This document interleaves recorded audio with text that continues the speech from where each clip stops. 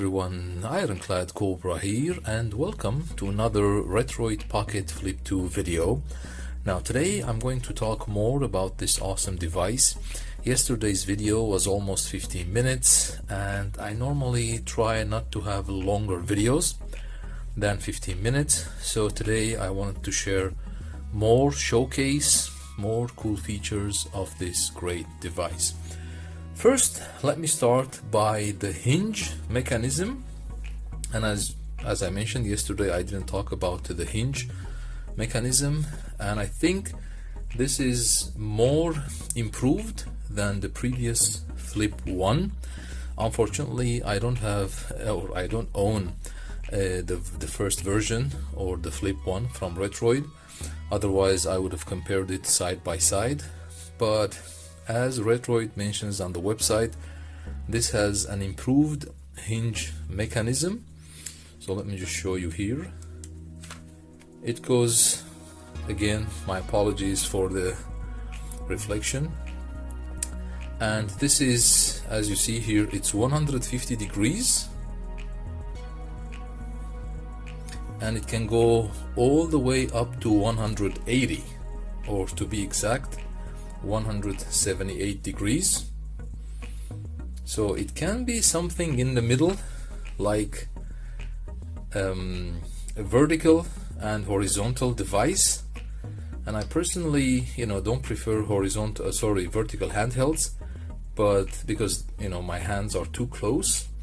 But I think with the Flip 2, it's a good compromise between a horizontal and a vertical device. It's very, very ergonomic, as I showed yesterday in the first video.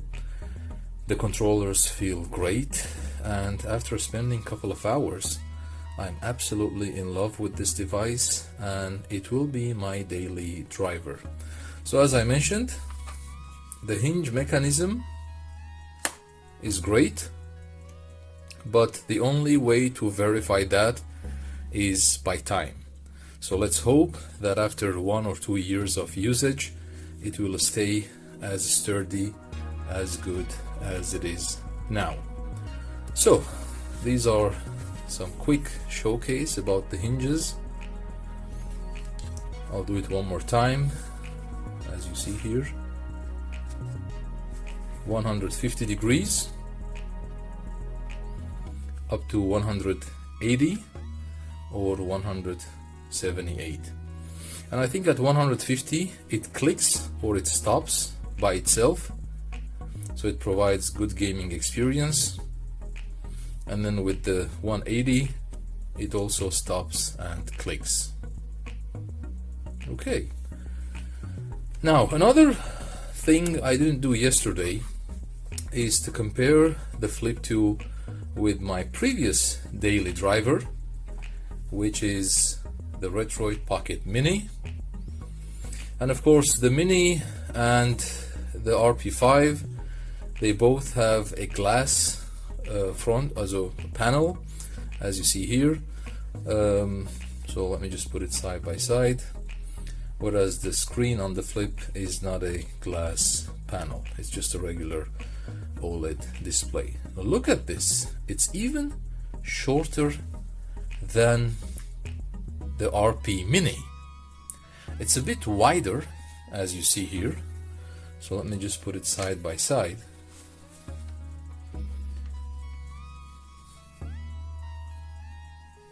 Okay, so it's a bit wider than the Mini, but it's much shorter as well. And imagine it's almost the same size of the Mini, but you are having, instead of 3.7 inch display, you're having a 5.5 inch OLED display. And as I mentioned, this has become my absolute daily driver now. It feels like a very cool Nintendo DS, especially with this lovely strap that you can have, as you see here. Very, very pocketable. And I normally have small hands, as you see, but it's almost the size of my palm. very easily pocketable and portable. Okay, another important feature before I turn on the device is actually the dual boot option. And of course, as you know, in the previous RP Mini and the RP5, you can boot into Linux, whether it's Rocknix or Batocera, from an SD card. You can have the same with the Flip 2. And if you have an image from Rocknix on your RP5, it works exactly the same on the Flip 2, because it's the same processor, it's the same chipset, and it's the same screen. But I think the Rocknix team, they are still working on making one special for the Flip 2. So the dual boot option between Android, the default, and then Linux from the SD card is another great feature you can have in the Flip 2. Okay guys, now let me open the device so you can see the RGB lighting as well.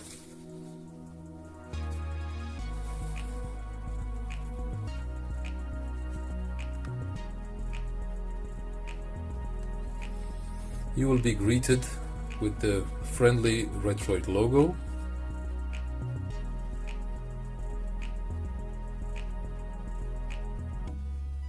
Again, my apologies for the reflection on the screen.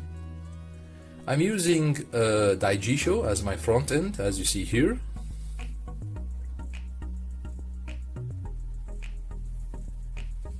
Okay, so these are the RGB lighting that you have around the analog sticks. They also shine at the back as well, especially at night when you're playing. I personally love it. I love translucent or clear shells that you see on my handheld collection. You know, they collect less fingerprints and they are very nostalgic. So these are the RGB lighting. Of course, you can, you know, configure it and change it from the system. Okay, let's test a PS2 game. I'm going to test Gran Turismo 4 today. It's one of my favorite PS2 games. As you see here, I'm using, as I mentioned, Daijisho as my front end. I just put a couple of games here. You know, my favorite, you know, all-time retro systems: Atari, Dreamcast, Game Boy Advance, Sega Genesis, N64, NES, SNES, PS1, PSP, and PS2. So before I start playing, let me just show you, you know, for the PS2 emulation, I'm using Nether SX2 instead of the Aether SX2. So it's the red version, not the blue version, because the blue version is the Aether SX2, as you see here in apps. Let me just show you, and there you go. This is Nether SX2, or what we call it, the red version. It's a bit of better performance compared to the blue version of the Aether SX2. And when it comes to the emulator, I'm using CHD ROM formats for my game ROMs. They work very well with PlayStation 2 games. And for my settings here, let me just share with you as well. When you go to the app settings, for the graphics, I'm using OpenGL, as you see here.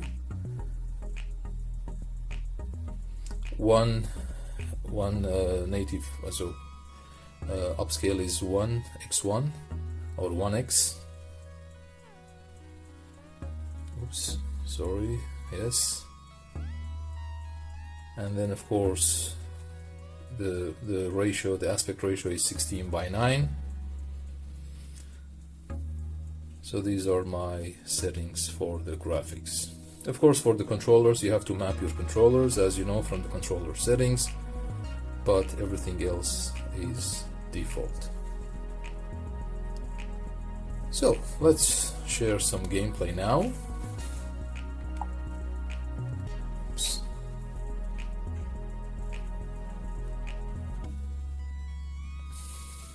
Let's see, I also put the FPS indicator so we can see how well it will run on this chipset. Now there are lots of games on my YouTube channel with PS2 emulation on the Retroid Pocket 5.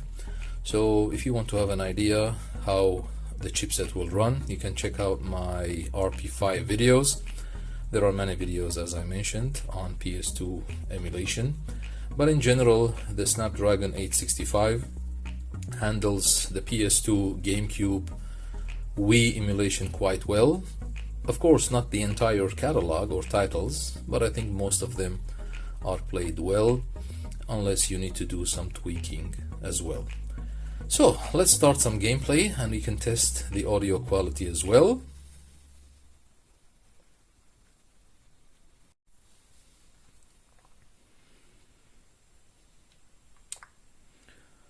Let's start Gran Turismo 4.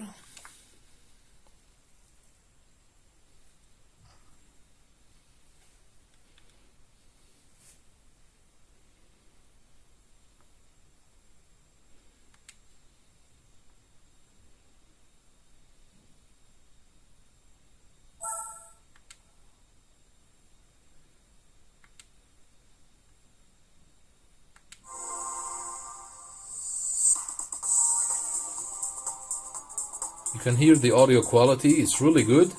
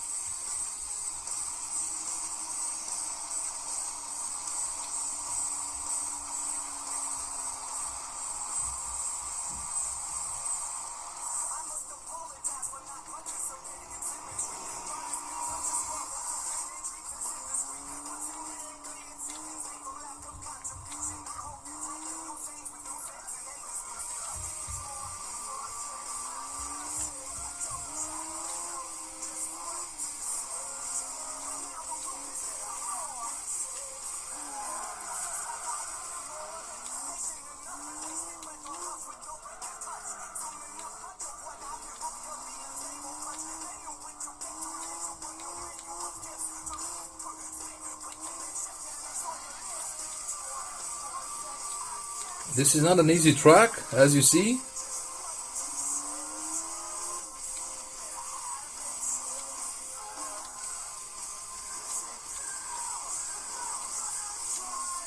Easy 60 FPS.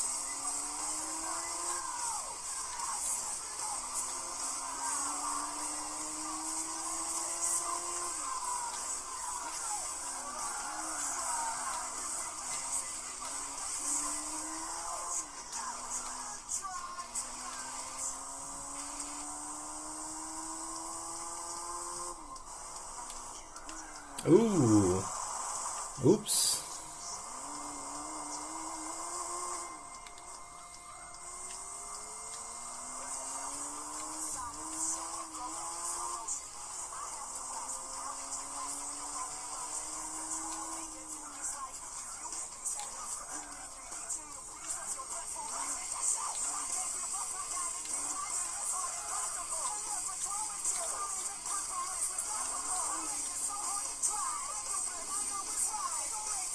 Okay, so I think it was running quite well on this chipset.